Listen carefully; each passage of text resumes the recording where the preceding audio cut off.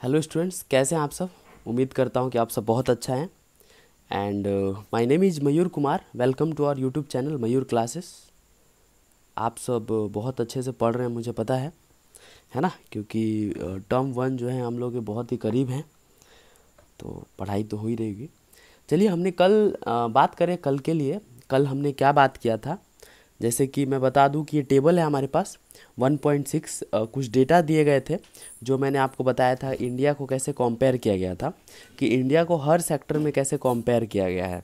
Gross national income बताया था मैंने, पर कैपिटा क्या होता है, और इंडिया की वो कितनी है, 5663 रुपीज़ है, डॉलर में, है ना, $5663 है। Life expectancy at birth time की अगर बात करें तो इंडिया कितनी है, 68.3 है। अगर हम लोग बात करें स्कूलिंग की, है ना, मीन स्कूलिंग की, कि एजेस 25 और अबव के लोग जो है कितने परसेंट स्कूल जाते हैं, तो 6.3। और HDI ह्यूमन डेवलपमेंट इंडेक्स, है ना, पूरे वर्ल्ड के लेवल पे अगर बात किया जाए तो हम लोग का जो पोजीशन है वो 131 है। और कितने देशों में 131 है, 188 कंट्रीज़ में है जो हम लोग का पोजीशन है वो 131 है। तो चिंताजनक बात तो मुझे नहीं लगता होनी चाहिए, क्योंकि हमें आदत पड़ गई है पीछे रह से टॉप करने का, है ना। तो ये सारा मैंने कल बता दिया था। और मैंने ये ये वाले हम लोगों ने ये वाला, ये जो हमारे पास पैराग्राफ है उसको भी हम लोगों ने देख लिया था। तो आज जिस टॉपिक को हम लोग कवर करने वाले हैं वो है सस्टेनेबिलिटी ऑफ डेवलपमेंट, है ना। सस्टेनेबिलिटी ऑफ डेवलपमेंट, देखिए ये क्या होता है सस्टेनेबिलिटी ऑफ डेवलपमेंट। बात करें सस्टेनेबिलिटी ऑफ डेवलपमेंट के बारे में, तो सस्टेनेबिलिटी ऑफ डेवलपमेंट जो होता है, देखिए क्या होता है, ऐसा डेवलपमेंट जो कि सस्टेनेबल हो इन द सेंस कि डेवलपमेंट भी होना चाहिए, लेकिन एनवायरनमेंट को क्या नहीं होना चाहिए, कोई डेंजर नहीं होना चाहिए। मतलब environment should not get affected, या environment should not get polluted, है ना, वाइल डूइंग द डेवलपमेंट, है ना। तो इस तरह से हम लोग डेवलपमेंट कर सकते हैं। तो that development and those type of development is known as sustainable development. देखिए क्या कह रहे हैं, suppose for the present that a particular country is quite develop. मान लीजिए कि सपोज कर लीजिए कि कोई एक पर्टिकुलर कंट्री वो जो बहुत डेवलप्ड है। We would certainly like this level of development to go up further और at least be maintain for future generations. क्या कह रहा है कि we would certainly like this level of development to go up further. हम लोग चाहते हैं कि हम लोग भी ऐसा डेवलपमेंट करें, है ना, और at least be maintain for the future generation, या हम लोग अपने आप को ऐसा मेंटेन करके रखें कि फ्यूचर जनरेशन के लिए भी हम लोग क्या कर सके, सर्वाइव कर सके। दिस इज ऑब्वियसली डिज़ायरेबल, और ये होना भी चाहिए। However since the second half of the 20th century a number of scientist has been warning that second half of the 20th century, कहने का मतलब ये है, देखो second half of the 20th century, second half of this 20th century कहने का मतलब ये है कि आप समझ सकते हैं कि 1950 टू 1975 के बीच है ना, बहुत सारे साइंटिस्ट लोगों ने वार्न किया था कि that present type and levels of development are not sustainable. कि हम लोग जो जिस टाइप का डेवलपमेंट कर रहे हैं और प्रेजेंट में जो चीज़ें हम लोग कर रहे हैं, those are not included in the sustainable development. Now see, as I told you, what is sustainable development? So the development where the environment does not get affected, है ना, is known as sustainable development. अब ये देखो कि एक coat है, मस्त coat है, देखिए क्या लिखा है, we have not inherited the world from our forefathers. मतलब हम लोग, ये कहने का मतलब ये है, we have not inherited the world from our forefathers, we have borrowed it from our children. कि ये सेंटेंस ये कह रहा है क्वेट, कि हमने इस दुनिया को अपने फोर फादर, मतलब अपने ग्रैंड फादर या अपने पूर्वजों से विरासत में नहीं लिया है। हम लोगों ने इसको अपने चिल्ड्रन, अपने बच्चों से उधार मांगा है। इस सेंटेंस, ये मतलब, ये कोट का मतलब क्या है, सीधा सीधा इस कोट का बहुत गहरा मतलब है। कह रहा है कि जो चीज़ें हम लोग यूज़ करके ख़त्म कर दे रहे हैं, हम लोग इसको इस तरह ना समझे कि हम लोग के ये पप्पा का है तो हम लोग ख़त्म कर दे रहे हैं, है ना, ये हम लोग का है तो ख़त्म कर दे रहे हैं। हम लोग को इसको यूज़ इस तरह सोच के ख़त्म करना चाहिए, या यूज़ करना चाहिए, ख़त्म नहीं, यूज़ करना चाहिए, कि आने वाले बच्चे हमारे इसको यूज़ कर सकें, या उनके लिए भी कुछ जो है रॉ मटेरियल या जो है सोर्सेस बचे, है ना। और इसीलिए कह रहा है कि हम लोगों ने अपने बच्चों से उसे उधार मांगा है। ये कह रहा है, देखिए, ground water in India ground water India के बारे में थोड़ा सा डेटा दिया है, पढ़ लेते हैं, देखते क्या करें। Recent evidence suggest that the ground water in under threat of overseas over use in many parts of the country.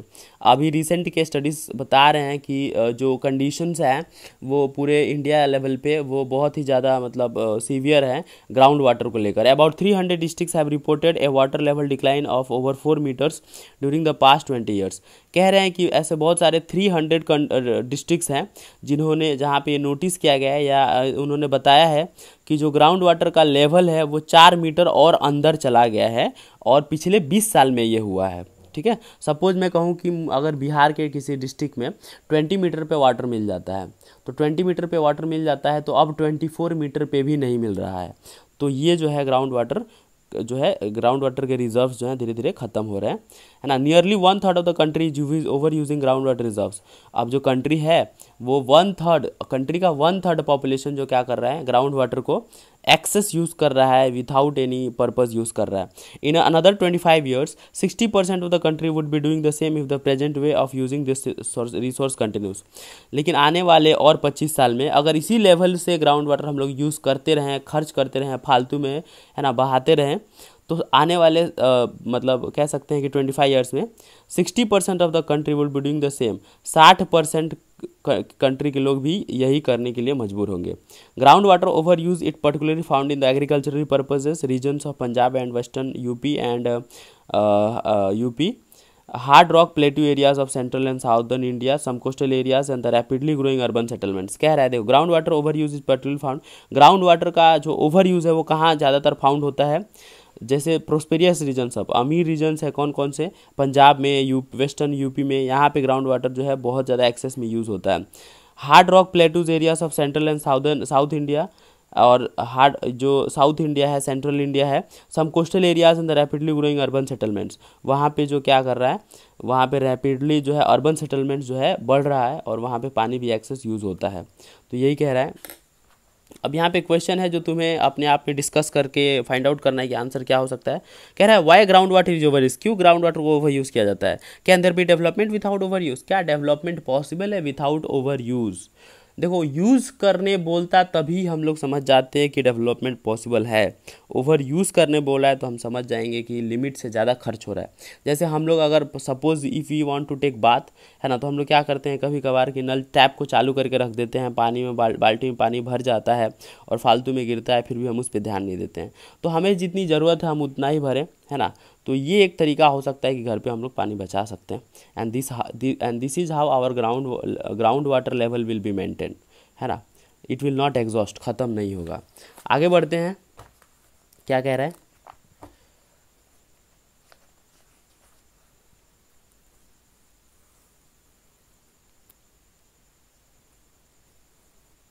हाँ,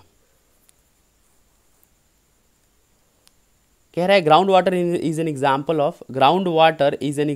of renewable resources. Renewable resources मतलब समझते हो ना, ग्राउंड वाटर ये किस चीज़ का एग्जाम्पल है, रिन्यूएबल रिसोर्सेज की। एक बार अगर ख़त्म हो गया तो दूसरी बार आप निकाल सकते हो। And this resources are replenish by nature, और ये रिसोर्सेज हैं वो नेचर द्वारा रिप्लेनिश होते रहते हैं। मतलब तुम पानी निकाल लोगे तो अलग बात है कि जब फिर बारिश आएगी तो वहाँ पे जो है पानी जाके इकट्ठा हो जाएगा, पानी परकोलेट करके फिर ग्राउंड में चली जाती है। तो ये रिन्यूएबल रिसोर्सेज है ना, the resources which can be used again and again, which can be renewed again and again, which can be replenished again and again, है ना। तो ये रिन्यूएबल रिसोर्सेज है। In case of crops and plant, replenished by nature as in the case of crops and plants. However, even these resources may be overused, और ये इस resources का भी बहुत ज़्यादा overuse होता है. For example, in the case of ground water जैसे कि use होता है, if you use more than what is being replenished by rain, then we would be overusing these resources.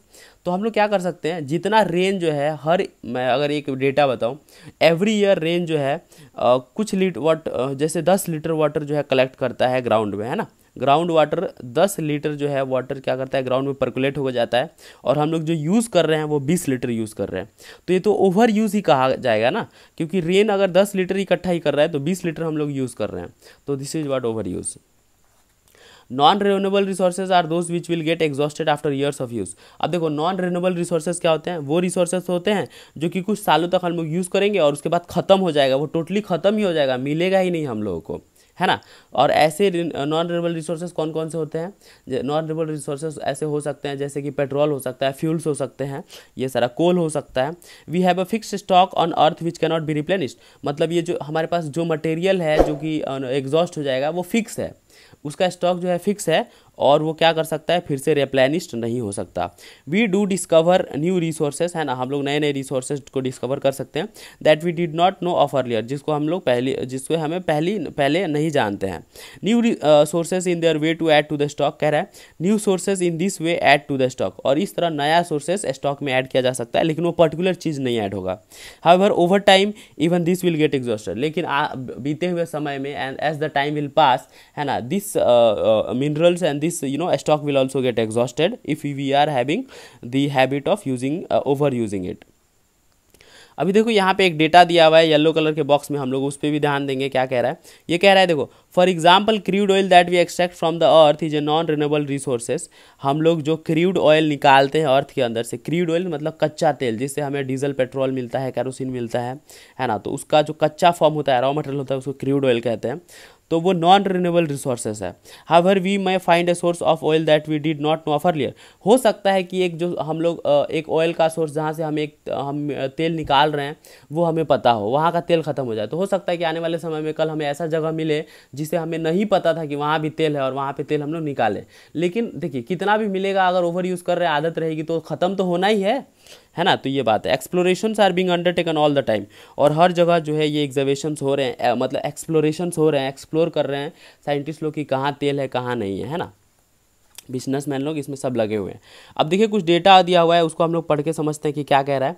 एग्जॉर्बेशंस of natural resources, कह रहा है कि ये रीजन कंट्री दिया हुआ है, कुछ कंट्रीज दिए हुए हैं, और क्रूड ऑयल का रिजर्व दिया हुआ है कि कितने साल तक हमारे पास क्रूड ऑयल, जिस लेवल पे हम लोग खर्च कर रहे हैं और जितना हमारे पास सोर्सेस हैं, मतलब तेल निकाले की जितनी जगह हैं और जिस लेवल पे हम लोग प्रेजेंट में जिस रफ्तार से खर्च कर रहे हैं, है ना, तो उसको देखते हुए सारा चीज़ कैलकुलेट करते हुए तो किस कंट्री के पास कितना क्रूड ऑयल बच रहा है। तो मिडिल ईस्ट कंट्रीज़ की बात करें, मिडिल ईस्ट कंट्रीज जैसे कि हमारे सऊदी अरेबिया हो गए, ये सारे कंट्रीज़ की बात करें तो 2016 के रिजर्व्स के हिसाब से अगर बात करें तो 1000 मिलियन बैरल्स, तो 803 मिलियन बैरल्स है ना, 803 मिलियन बैरल्स इन लोगों के पास तेल है। और यूनाइटेड स्टेट्स ऑफ अमेरिका पास 48 है, और पूरे वर्ल्ड का अगर ऑन एन एवरेज निकाला जाए तो 1691.5 1000 मिलियन बैरल्स जो है हम लोग पास तेल है। पूरी दुनिया के लिए इतना मिलियन बैरल्स तेल है, ठीक है, एवरेज नहीं, इतना तेल है, टोटल इतना तेल है। नंबर ऑफ़ ईयर्स अगर बात करें तो मिडिल ईस्ट जो है इतना तेल जो है 70 साल यूज़ कर सकता है, 69.9 ईयर्स, और यूनाइटेड स्टेट्स ऑफ अमेरिका सिर्फ 10 साल में अपना वो तेल का भंडार जो है ख़त्म कर देगा। और वर्ल्ड जो है, वर्ल्ड लेवल पे बात करें तो वर्ल्ड को इस मतलब इतना जो सारा जो तेल है, अगर वर्ल्ड पूरा दुनिया खर्च करती है ऑन एन एवरेज तो 50 साल लग सकते हैं। मतलब सीधा सीधा कह सकते हैं कि आने वाले अगले 50 साल में, coming to the next 50 years if you talk, we will not be having the resources of crude oil और द फ्यूल्स। हम आने वाले 50 साल में हमारे पास क्रूड ऑयल जैसी फ्यूल जो है नहीं रहेगी, है ना। तो अब देखिए क्यों नहीं रहेगी, क्योंकि हम लोग इसका बहुत ज़्यादा ओवर यूज़ करते हैं। तो उसके बाद क्या होगा नहीं रहेगी तो देखिए अमेरिका बहुत चालाक है। देखिए क्या किया है अमेरिका ने, अब उसको पता है कि मेरे पास जो तेल का भंडार है वो सिर्फ 10 साल के लिए, 11 साल के लिए, तो उससे पहले मैं सारी चीज़ें क्या कर दूँ, इलेक्ट्रीफाई कर दूँ, इलेक्ट्रिसिटी पे कर दूँ। और यही कारण है कि वहाँ पे ये जो चीज़ें चल रही हैं बहुत तेज़ी से चल रही हैं। जैसे इलेक्ट्रिक कार हो गया, सब कुछ इलेक्ट्रिक के बेसिस, सब कुछ इलेक्ट्रिसिटी के बेसिस पे बना दिया जा रहा है, क्योंकि उसको पता है कि क्या होने वाला है, मेरे पास जो तेल है वो बहुत कम है और जो ईयर्स हैं वो भी हमारे पास जो है बहुत कम है, और इतने साल में ही मेरा तेल जो है क्या हो जाएगा, ख़त्म हो जाएगा। आते हैं पढ़ते हैं कि ये क्या कह रहा है। The table gives an estimate of reserves of crude oil, है ना। More important also tell us how many years the stock of crude oil will last if people continue to extract it at the present rate. अब जो ये data है, वो जो table है वो बता रहा है कि कितना तेल हमारे पास बचा है और प्रेजेंट रेट पे, जिस रेट पे हम लोग खर्च कर रहे हैं, है ना, ईयर्स और मोर। तो अगर इसी प्रेजेंट मतलब प्रेजेंट रेट पे, मतलब प्रेजेंट में जिस रेट से हम लोग जो फ्यूल्स का एक्सट्रैक्ट कर रहे हैं, क्रूड ऑयल को एक्सट्रैक्ट कर रहे हैं, तो आने वाले 50 साल में जो ये क्या होने वाला है, ख़त्म हो जाने वाला है। तो this is for the world as a whole, ये पूरे दुनिया के लिए है, मैं सिर्फ स्पेसिफिक कंट्री के लिए नहीं कह रहा है। However different countries face different situations, है ना। Countries like India depend on importing oil from abroad because they do not have enough stocks of their own. अब कंट्री लाइक इंडिया के बारे में बात करें तो वो दूसरे के ऊपर क्रूड ऑयल के लिए डिपेंडेंट है ना, डिपेंड है, क्योंकि उसके पास अपना खुद का इतना ज़्यादा स्टॉक नहीं है कि वो अपने पीपल का नीड रिक्वायरमेंट क्या करे, पूरा करा सके। If prices of oil increases this becomes a burden for everyone. अगर तेल की जो है अगर प्राइस बढ़ती है तो ये सभी के लिए एक बर्डन जैसा सवाल हो जाता है, सभी के लिए बर्डन हो जाएगा, है ना। There are countries like USA which have low reserves and hence want to secure oil through military और इकोनॉमिक पावर। अब कंट्रीज़ लाइक अमेरिका की बात करें तो उसके पास भी स्टॉक जो है कम है, लेकिन अपने रिजर्व्स को स्टॉक में रखना चाहता है just because to secure oil through military, economic power और मिलिट्री के थ्रू अपने रिजर्व्स को क्या करना चाहता है, स्टॉक में रखना चाहता है। सीधा सीधा किसी देश पे कब्जा करने की सोच रहा है, यही कर सकता है और क्या करेगा। The question of sustainability of development raises many fundamentally new issues about the nature and process of development. अगर एक सवाल देखा जाए कि सस्टेनेबल डेवलपमेंट होना चाहिए तो ये बहुत सारा जो है न्यू इशू को क्रिएट करता है ना, अबाउट द नेचर के प्रति और जो जिस प्रोसेस से हम लोग डेवलपमेंट कर रहे हैं। जैसे कि is crude oil essential for the development process in country. क्या जो क्रूड ऑयल है वो कंट्री के डेवलपमेंट के प्रोसेस में आता है? बिल्कुल आता है। India has to import crude oil, what problems do you anticipate for the country looking at the above situation. And कह रहा है India has to import crude oil, India को क्रूड ऑयल इम्पोर्ट करना पड़ता है, मतलब दूसरे देशों से मंगाना पड़ता है। तो what problems do you anticipate, कह रहा है तो क्या प्रॉब्लम्स तुम ये आशा रखते हो, है ना, फॉर द कंट्री कि हमारे देश के साथ ऐसा हो, looking at the way situation, ऊपर के सिचुएशन को देख के। मतलब सीधा सीधा कह रहा है कि इंडिया दूसरे कंट्री से क्या करता है, तेल को इम्पोर्ट करता है। तो क्या तुम ये भारत से आशा रखते हो कि जो country looking at the above situation, मतलब भारत से तुम क्या आशा रखते हो कि वो क्या करेगा, मतलब दूसरे देशों के अगर देखा जाए, कंपेयर किया जाए तो वो क्या करेगा, है ना। तो ये सारा चीज़ है। Let's move to the next topic. ये हम लोग का सेकेंड लास्ट पैराग्राफ है, सॉरी लास्ट पैराग्राफ है, आप सेकेंड लास्ट पैराग्राफ है, देख सकते हैं। देखिए तो कह रहा है consequences of environmental degradation do not respect national और स्टेट बाउंड्रीज, है ना। कह रहा है कि consequences of environmental degradation do not respect national. अब जो एनवायरमेंटल डिग्रेडेशन होगा उसके जो रिजल्ट आएंगे, है ना, वो नेशनल या स्टेट बाउंड्रीज को क्या करते हैं, रिस्पेक्ट नहीं करते हैं। कैसे नहीं रिस्पेक्ट करते हैं, देखिए this issue is no longer region और नेशन स्पेसिफिक। ये जो चीज़, मतलब कोई अगर देखिए कि कोई भी देश अगर क्या कर रहा है, क्रूड ऑयल को एग्जॉस्ट कर रहा है, तो सिर्फ ये उसी देश के लिए प्रॉब्लम नहीं है। हाँ, जैसे कि ये प्रॉब्लम पूरी दुनिया के लिए, क्योंकि पूरी कहीं ना कहीं वो जो देश है वो किसी न किसी देश को वो क्रूड ऑयल भी दे रहा होगा, या उसके साथ बहुत रिलेशन जो ट्रेड के हैं वो बने हुए होंगे। तो किसी ना किसी वे में क्या करेगा, और दूसरे देश को जो है इफेक्ट करेगा ही करेगा।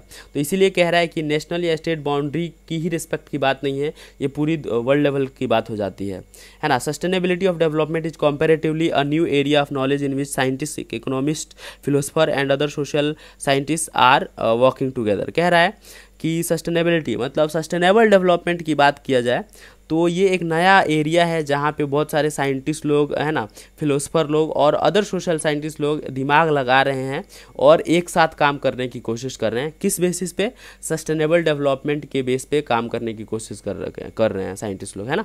इन जनरल द क्वेश्चन डेवलपमेंट और progress is perennial at all times as a number of society and individuals we need to ask where we want to go।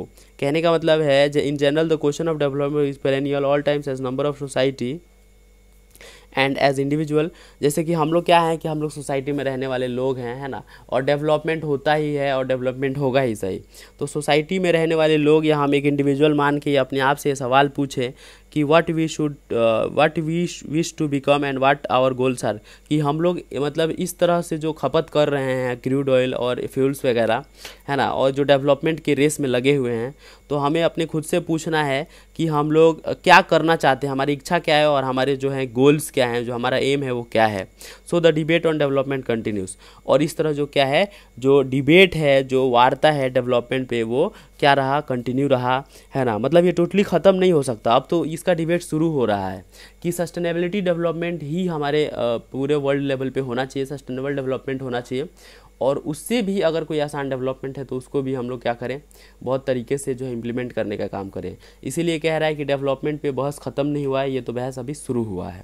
ठीक है, तो ये चैप्टर जो है आपका इसके बारे में कुछ कह रहा था।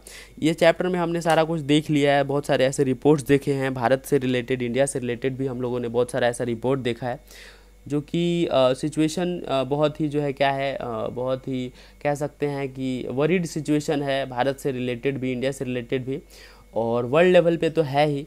अगर क्रूड ऑयल की स्टॉक के बारे में अगर हम लोग बात करें तो पूरे दुनिया के लिए सिर्फ 50 साल, मतलब आने वाले 50 साल तक ही क्या बचा है, क्रूड ऑयल बचा है। तो उसके बाद क्या होगा? तो यही कारण है कि पूरी देश जो है इलेक्ट्रिसिटी के पीछे पड़े हैं कि इलेक्ट्रिक कार आ जाए, इलेक्ट्रिक सब कुछ इलेक्ट्रिसिटी हो के बेसिस पे हो जाए, है ना। और यही कारण है कि ये सारा कुछ हो रहा है। हो सकता है कि आने वाले समय में ऑयल को लेकर, चीज़ों को लेकर, है ना, नेचुरल रिसोर्सेज को लेकर वर्ल्ड वार भी छिड़े, क्योंकि चीज़ें ख़त्म होंगी, देश को आदत लगी पड़ी है चीज़ों को यूज़ करने का, ओवर यूज़ करने का, तो कोई भी हैबिट इतना जल्दी से जाता नहीं है ना। तो अपनी रिक्वायरमेंट को मीट करने के लिए हो सकता है कि इन लोग अपने जो वर्ल्ड है वो वर्ल्ड वार करने के लिए सोचे। कोई कंट्रीज़ हैं जो उकसाए किसी कंट्री को किसी बेसिस पे, तो वर्ल्ड वार हो सकता है। तो इस बात का हमें क्या रखना है, ध्यान रखना है। तो ये चैप्टर जो है आपका ख़त्म हो रहा है ना, और बहुत बेहतरीन तरीके से हमने इसको समझने की कोशिश किया है। उम्मीद करता हूँ कि आप भी इसको जो है बहुत अच्छे से देख के, है ना, चीज़ों को समझने की कोशिश करेंगे और आप सब अपना ध्यान रखेंगे। तो चलिए आज के लिए थैंक यू सो मच, इतना ही रखते हैं, और आप सब अपना ध्यान रखें। Thank you all, thank you so much.